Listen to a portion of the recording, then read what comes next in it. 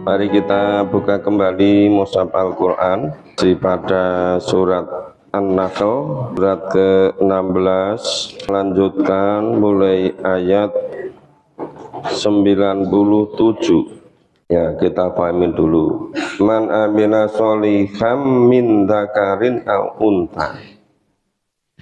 Barang siapa yang beramal soleh, laki-laki dan perempuan, wa huwa mu'minun, dan dia adalah beriman, fala nuhyiyannahu hayatan thayyibah, maka sungguh Allah akan berikan kepadanya kehidupan yang baik. Wala najziyannahum ajrahum bi ahsani ma kanu ya'malun, dan sesungguhnya akan Allah beri balasan kepada mereka dengan pahala yang lebih baik dari apa yang telah mereka kerjakan. Paling tidak kita pahami ada tiga hal dari ayat ini. Pertama, orang yang beramal soleh, baik laki-laki dan perempuan, itu sama saja balasannya. Ya, tidak membeda-bedakan antara amal soleh laki-laki dan perempuan. Ya, asal memenuhi syarat, yaitu beriman. Wa huwa mu'min, dan dia adalah beriman. Jadi syaratnya harus beriman. Nah, kalau dia berbuat baik, laki-laki dan perempuan, laki-laki atau perempuan, dan dia beriman, maka Allah akan memberi balasan dengan kehidupan yang baik. Jadi jaminan Allah akan memberikan kepadanya kehidupan yang baik itu ketika amal solehnya itu dilakukan didasarkan karena iman. Nah, dan sesungguhnya Allah akan beri balasan kepada mereka dengan pahala yang lebih baik dari apa yang telah mereka kerjakan. Jadi memang iman itu menjadi syarat perbuatan baik itu akan dibalas dengan kebaikan. Kalau tidak ada iman, itu amal baiknya sia-sia, tidak bernilai pahala, dan tidak akan dibalas dengan balasan yang lebih baik dari apa yang dikerjakan. Makanya orang yang tidak beriman itu banyak yang mengira sudah berbuat baik akan memperoleh pahala yang banyak, tapi ternyata nilai pahalanya itu tidak ada, terhapus, sia-sia. Maka iman itu jadi penentu perbuatan baiknya bernilai pahala atau tidak. Fa idza qara'nal Qur'an fasta'id billah, dan apabila kamu membaca Al-Quran, supaya ya dimulai didahului dengan mohon perlindungan kepada Allah. Fasta'id billahi minasyaitonir rajim, mohon perlindungan kepada Allah dari setan yang terkutuk, supaya setan tidak mengganggu. Maka harus mohon perlindungan kepada Allah dari setan yang terkutuk. Innahu laisa lahu sultanun 'alal ladzina amanu, sesungguhnya setan itu tidak ada kekuasaannya atas orang-orang yang beriman. Jadi kalau sudah imannya kuat, setan sudah tidak kuasa lagi. Setan tidak akan mengganggu lagi, asal imannya sudah kuat. Jadi kena godaan setan atau tidak, itu tergantung pada kekuatan iman. Kalau imannya nggak kuat, sebentar-sebentar mudah tergoda oleh setan. Bahkan kalau imannya lemah, bukan tergoda oleh setan, bahkan malah bisa menjadi setan, mengambil alih tugas setan. Itu kalau imannya lemah. Tapi kalau imannya kuat, itu setan tidak ada kuasa lagi untuk menggodanya. Ya. Wa ala rabbihim yatawakkalu, dan bertawakallah kepada Allah semata. Jadi tempat tawakalnya menyerahkan dirinya semata-mata pada Allah, bukan pada yang lain-lain. Innama sultanuhu 'alal ladzina yatawallawna. Sesungguhnya kekuasaan setan hanyalah atas orang-orang yang mengambil jadi pemimpinnya. Jadi setan itu hanya menggoda, mengganggu orang-orang yang menjadikan setan sebagai pemimpinnya, sebagai pelindungnya. Yatawallawnahu, menjadi pelindungnya. Tapi kalau orang beriman ya sama sekali tidak mau menjadikan setan sebagai pelindungnya, sebagai pemimpinnya, sebagai penolongnya gitu. Walladzina hum bihi musyrikun. Nah, itu dan atas orang-orang yang persekutukannya dengan Allah. Orang yang mempersekutukan Allah dengan yang lain itu juga menjadikan setan sebagai pelindungnya, sebagai pemimpinnya, sebagai penolongnya. Kalau ada nabi yang diberi mukjizat bisa mempekerjakan setan, itu Nabi Sulaiman. Itu setan ada yang dipekerjakan untuk bikin bangunan, ada yang menyelam ke laut. Bahkan sampai Nabi Sulaiman sudah wafat bertahun-tahun, setan nggak tahu. Setan masih terus bekerja. Sampai tongkatnya Sulaiman yang digunakan untuk bersandar itu sudah rapuh, kemudian jatuh, baru setan tahu. Nah, jadi setan itu terhadap orang yang beriman nggak ada kuasa apa-apa. Hanya orang-orang yang musyrik, hanya orang-orang yang menjadikan setan sebagai walinya, sebagai pelindungnya, sebagai penolongnya, itu yang digoda oleh setan. Ya, kita lanjutkan mulai ayat 101. A'udzu billahi minasyaitonir rajim. Nah, kita pahami. Wa idza batalna ayatam makana ayati. Dan apabila Allah meletakkan suatu ayat di tempat ayat yang lain. Allah yang maha menciptakan manusia, Allah yang mengetahui kebutuhan manusia, Allah yang menjamin, mengetahui persis bagaimana apa yang dibutuhkan oleh manusia. Nah, kalau misalnya dipandang ada ayat nggak sesuai dengan kebutuhan manusia, itu Allah semata yang akan menempatkan suatu ayat pada ayat yang lain. Wallahu a'lamu bima yunazzil, dan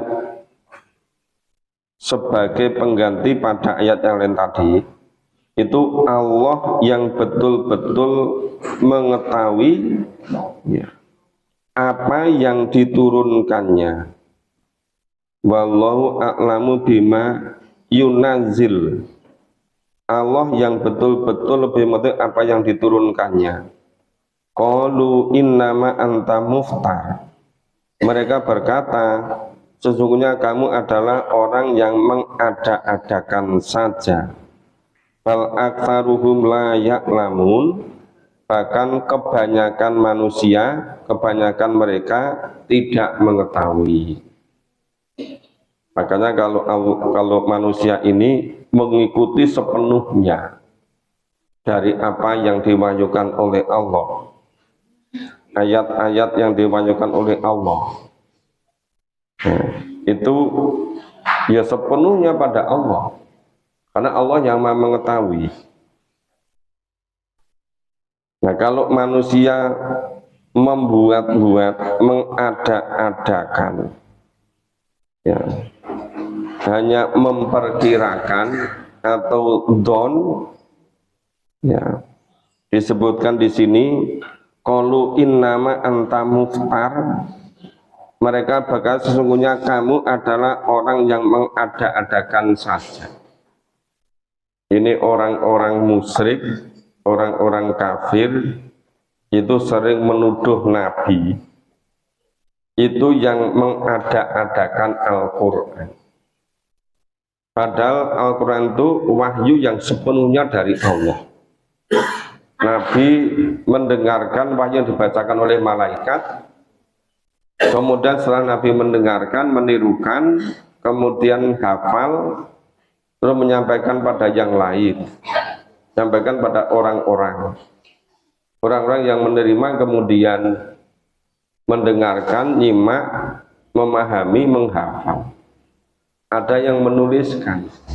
Jadi Nabi tidak pernah membuat-buat sendiri, tapi orang-orang kafir, orang-orang musyrik itu nuduh kalau Nabi mengada-adakan ayat-ayat Al-Quran sendiri. Mereka mengatakan, mereka siapa? Mereka orang-orang musyrik, orang-orang kafir, orang-orang yang tidak meyakini bahwa seluruh ayat Quran itu wahyu dari Allah. Mereka malah menuduh itu buatan Rasulullah. Mereka nuduh bahwa Rasulullah mengada-adakan.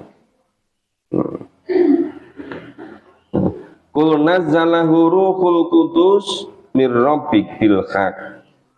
Rasulullah diperintah oleh Allah untuk mengatakan, ya, Ruhul Qudus, malaikat Jibril itu menurunkan Al-Quran dari Tuhanmu dengan benar.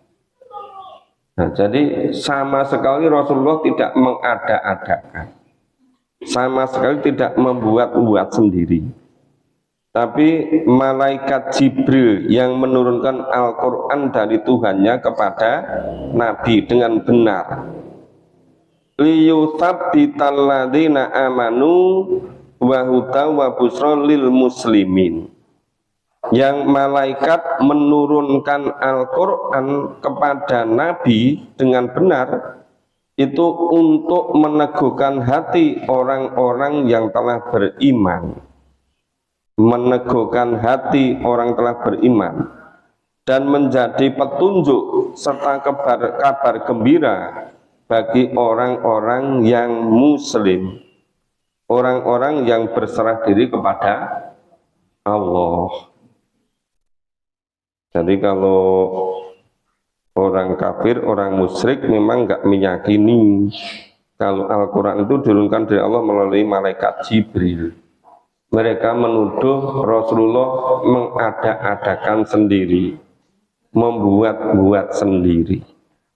Padahal itu sepenuhnya itu diwahyukan dari Allah melalui malaikat Jibril. Ya, itu untuk memperteguh keimanan orang yang beriman dan memberi kabar gembira kepada orang-orang yang muslim. Walaqad na'lamu annahum yaqulun, dan sesungguhnya kami Allah mengetahui bahwa mereka orang-orang kafir, mereka orang musyrik, yaqulun mengatakan innama yu'allimuhu bashar. Innama yu'allimuhu bashar. Sesungguhnya Al-Quran itu diajarkan oleh seorang manusia kepada Nabi.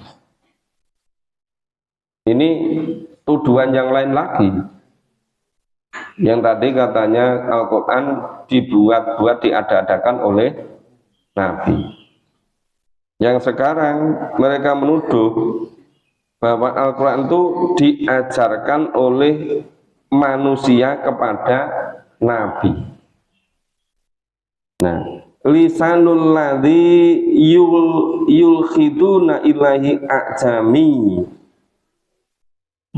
Padahal bahasa orang yang mereka tuduhkan itu, yang mengajarkan Al-Quran kepada Nabi itu bahasanya adalah bahasa A'jam. Ya, orang yang dituduh ngajari Quran pada Nabi tadi bukan berbahasa Arab, A'jam. Atau kalau berbahasa Arab, bahasa Arabnya tidak bagus. Nah, jadi ini sama sekali nggak ada betulnya. Kalau ada seseorang yang mengajari Al-Quran kepada Nabi. Jadi Al-Quran itu seluruhnya itu bukan dari manusia. Nabi tidak belajar kepada manusia tentang Quran. Tapi semuanya wahyu dari Allah melalui malaikat Jibril. Tapi mereka orang-orang musyrik, orang-orang kafir mengatakan bahwa Al-Quran itu diajarkan oleh seseorang manusia kepada Nabi. Dan orang yang mengajarkan tadi itu bahasanya bukan bahasa Arab. Ya, orang Ajam. Wa hadza lisanun arabiyyum mubin. Sedangkan Al-Quran ini adalah dalam bahasa Arab yang terang. Nggak pernah kan dalam sejarahnya diketahui bahwa Nabi itu belajar ke superpower dunia, belajar ke Romawi atau Parsi, nggak pernah kan? Nggak pernah ada. Ini hanya tuduhan orang-orang musyrik, orang-orang kafir. Ya, karena tidak beriman kepada kebenaran Al-Quran. Ya, semula nuduh Quran itu buatan Nabi sendiri. Terus bilangnya apa? Itu ada loh orang yang ngajarkan Quran pada Nabi. Itu orangnya orang non-Arab, orang Ajam. Enggak mungkin Quran berbahasa Arab. Nah, jadi tuduhan orang-orang musyrik, orang-orang kafir tidak ada dasarnya sama sekali. Tidak ada betulnya sama sekali. Itu hanya mereka tidak meyakini kebenaran Al-Quran, kemudian membuat-buat alasan. Membuat-buat alasannya bermacam-macam. Udah, mereka mengatakan Quran itu buatan Nabi sendiri. Nabi mengada-adakan sendiri. Terus katanya ada seseorang yang ngajari Al-Quran pada Nabi. Ya, sama sekali tidak ada. Nabi tidak pernah belajar Al-Quran atau bahasa Arab ke superpower dunia. Nah, kalau sekarang orang-orang Indonesia banyak yang belajar bahasa Arab, ada yang ke Jerman, ke Leibniz, ada yang ke negeri-negeri Eropa ke barat, belajar bahasa Arab dan juga belajar Al-Quran. Nah, itu mulai banyak. Padahal Al-Quran berbahasa Arab, mestinya yang memahami bahasa Arab ya orang-orang Arab. Nah, kalau dulu zaman Nabi, ketika Nabi menerima wahyu, orang-orang kafir, orang-orang musyrik menuduh Quran buatan Nabi sendiri, atau Nabi diajari oleh seseorang. Ya, Al-Quran diajarkan oleh seseorang kepada Nabi. Itu sama sekali tidak betul. Al-Quran semuanya wahyu dari Allah melalui malaikat Jibril. Nggak mungkin orang-orang Ajam mengajari Nabi tentang Al-Quran. Karena Al-Quran berbahasa Arab. Sedangkan orang Ajam tadi yang mengajar itu bahasanya bukan bahasa Arab.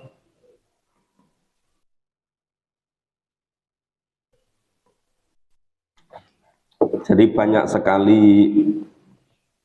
orang menolak kebenaran Quran dengan membuat-buat alasan yang bermacam-macam.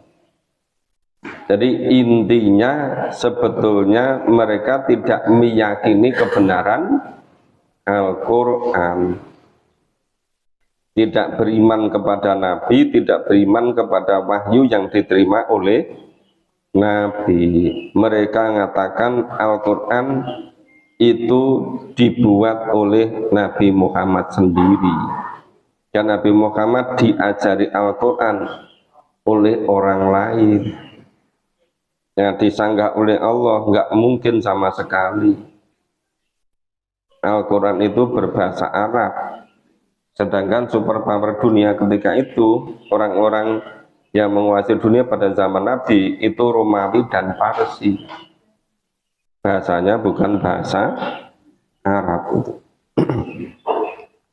Oke, kita baca selanjutnya. A'udzu billahi minasyaitonir rajim. Ya, kita pahami. Innalladzina la yu'minuna bi ayatillah. Sesungguhnya orang-orang yang tidak beriman kepada ayat-ayat Allah, la yahdihimullahu, Allah tidak akan memberi petunjuk kepada mereka. Walahum adzabun alim, bagi mereka azab yang pedih. Nah, bagaimana Allah mau memberi petunjuk orangnya sudah tidak beriman, orangnya sudah tidak meyakini kebenaran Al-Quran, cara beragamanya tidak menurut Al-Quran, cara agama hanya mengikuti pendapat-pendapat orang. Maka diajak memahami Quran tidak mau. Kenapa? Tidak meyakini kebenaran ayat-ayat Allah. Nah, terhadap orang yang semacam ini, ya Allah tidak memberi petunjuk kepada mereka. Karena mereka mengingkari, mengkafiri atau mendustakan. Innama yaftaril kadzibal ladzina la yu'minuna bi ayatillah.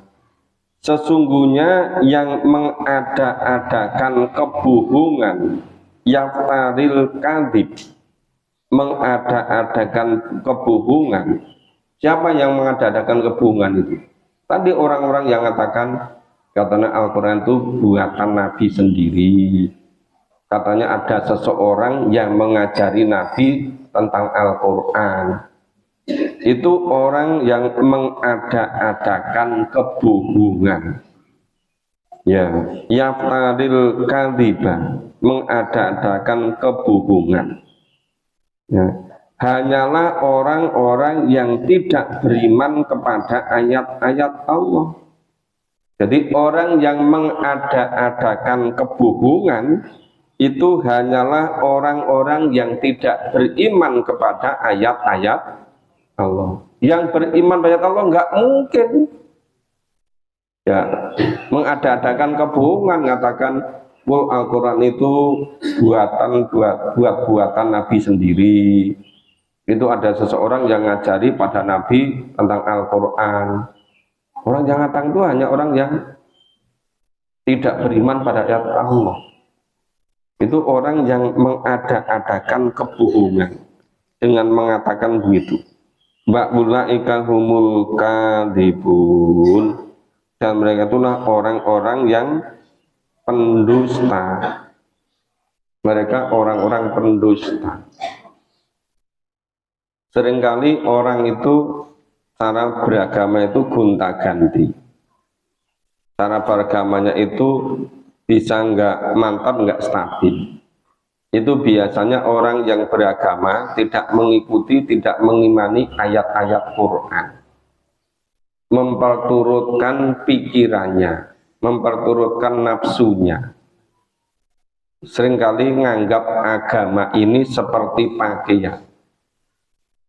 Kalau kedinginan merasa perlu pakai pakaian, ya pakaiannya dipakai. Nanti kalau panas, sumuk, nggak perlu pakai pakaian, pakaiannya dilepas. Seenaknya sendiri. Itu cara beragama orang-orang yang tidak meyakini kebenaran ayat-ayat Allah. Makanya jangan diikuti, karena bisa aneh-aneh. Tetapi mereka itu tokoh gitu. Loh, salahnya yang menjadikan mereka tokoh. Kenapa orang yang tidak berpegang teguh pada Al-Quran dijadikan tokoh itu? Mangka farobillah mim ba'di imani, barang siapa yang kafir kepada Allah sesudah beriman, ya ilaman ukriha qalbuhu mutmainnu bil iman, kecuali orang yang dipaksa kafir padahal hatinya tetap beriman, ya walakin man saroha bil kufri sadrong fa'alaihim ghadabun minallahi walahum adzabun azim. Akan tapi orang yang melapangkan dadanya untuk kekafiran, maka kemurkaan Allah menimpanya dan baginya azab yang besar. Orang kalau dipaksa untuk kafir tapi hatinya tetap iman, misalnya dipaksa harus kafir, kembali kepada kekafiran atau kemusyrikan, kalau tidak dia dibunuh, tapi hatinya tetap iman, itu enggak ada salahnya. Yang salah itu kalau memang melapangkan hatinya untuk dikembalikan kepada kekafiran atau dikembalikan kepada kemusyrikan. Ini contohnya Ammar bin Yasir.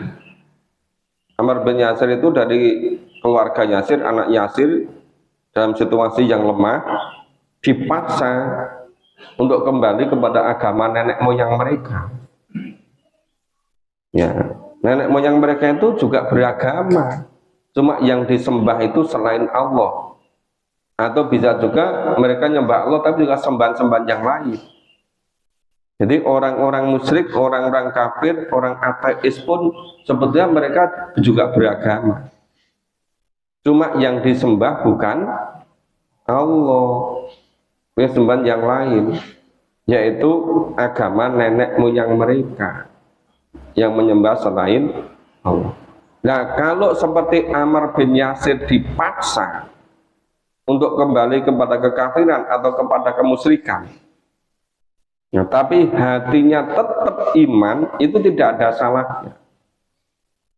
Sebagaimana Ammar bin Yasir ini ketemu Rasulullah, katakan, ya Rasulullah, saya celaka.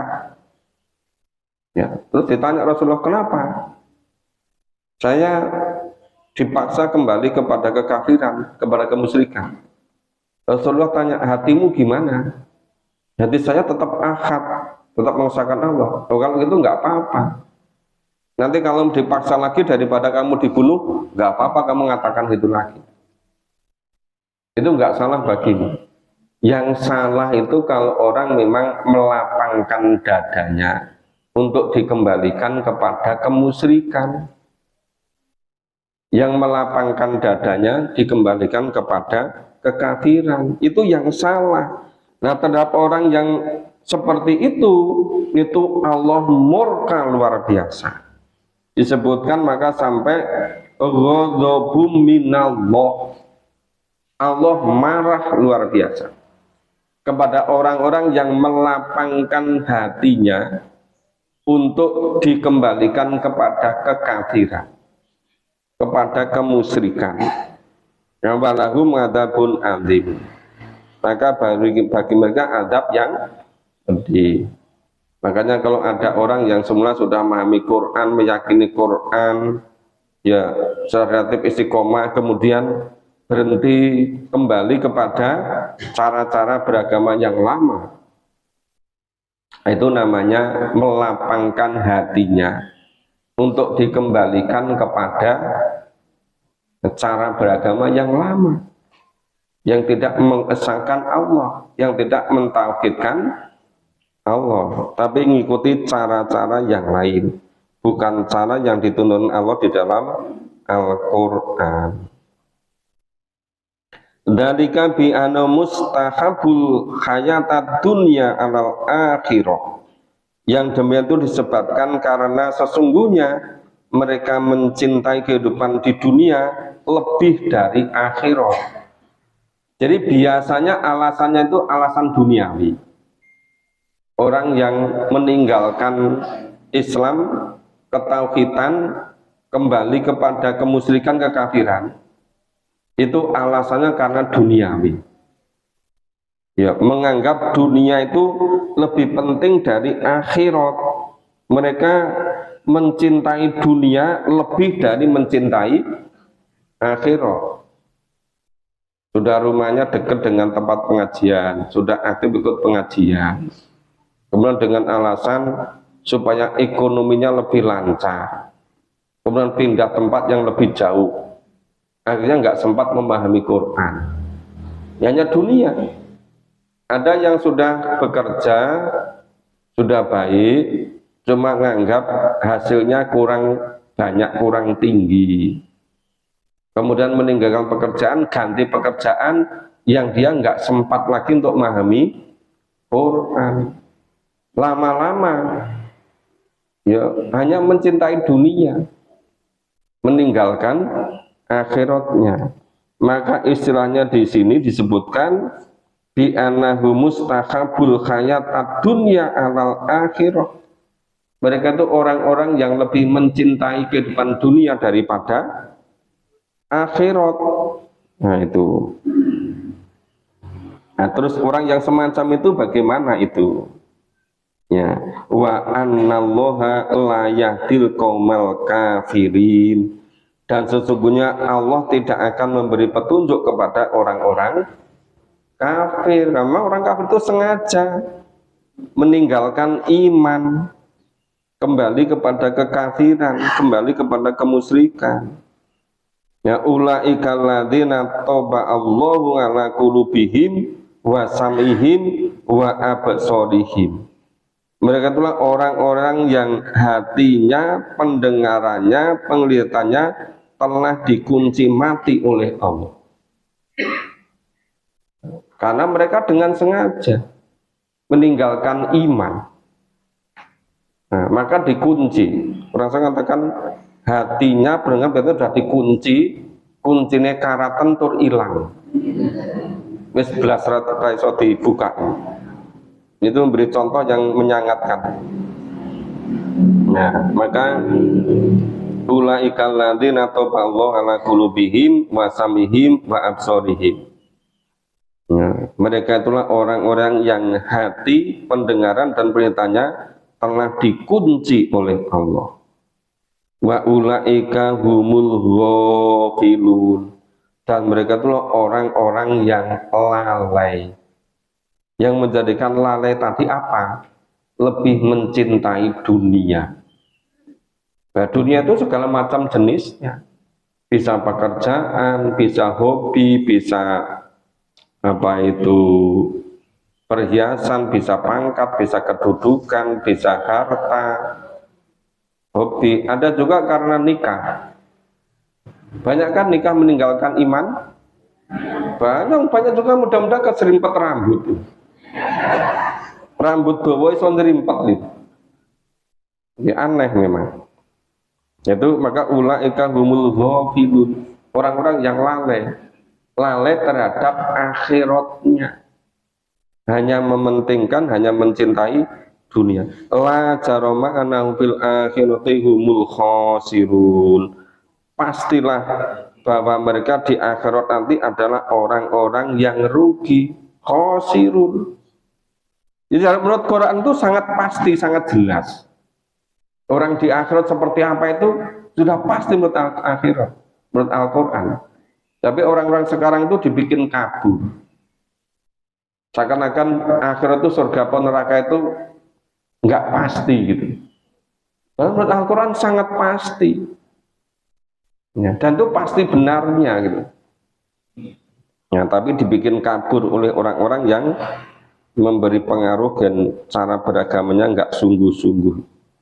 Tumma inna rabbaka lilladzina hajaru min ba'di ma futinu. Sesungguhnya Tuhanmu Allah pelindung bagi orang-orang yang berhijrah sesudah menderita cobaan. Ya. Tumma jahadu wa sabaru, kemudian orang-orang yang berhijrah tadi, ya, dia berhijrah setelah mendapatkan cobaan, kemudian mereka berjihad dan sabar. 3 yang dilakukan. 1 hijrah, yang kedua jihad, yang ketiga sabar. Nah, inna rabbaka mim ba'diha laghafurur rahim. Terhadap orang yang memiliki 3 tadi, semula dia disiksa, semula mereka dianiaya, mau dibunuh gitu. Kemudian dia berhijrah, berjihad, dan bersabar. Nah, terhadap orang semacam itu, ya, itu sesungguhnya Allah betul-betul Maha Pengampun lagi Maha Penyayang. Artinya apa? Diampuni kesalahannya, dikasih sayangi, dimasukkan ke surga. Isyaratnya 3, mau berhijrah, berjihad, kemudian sabar. Sabar terus dalam tuntunan Allah. Ini sampai ayat 110. Insya Allah besok pagi kita lanjutkan ayat 111. Ya, ini hari Selasa. Nanti jadwalnya sore di Gedung Kalam sebagaimana biasanya. Kemudian Isya di Masjid Taqwa. Di Masjid Taqwa tidak lama karena bersamaan dengan pengajian Al-Amin. Yang mau terus ke Al-Amin, tempatnya nanti di Musola Ukhuwah, di tempatnya Pak Budi Sarwanto. Jika masih ada 3 pengajian lagi, ya, silakan Bapak Ibu bisa menyiapkan diri, bisa memprioritaskan. Mari kita akhiri dengan baca hamdalah dan doa kafaratul majlis. Alhamdulillahirabbil alamin.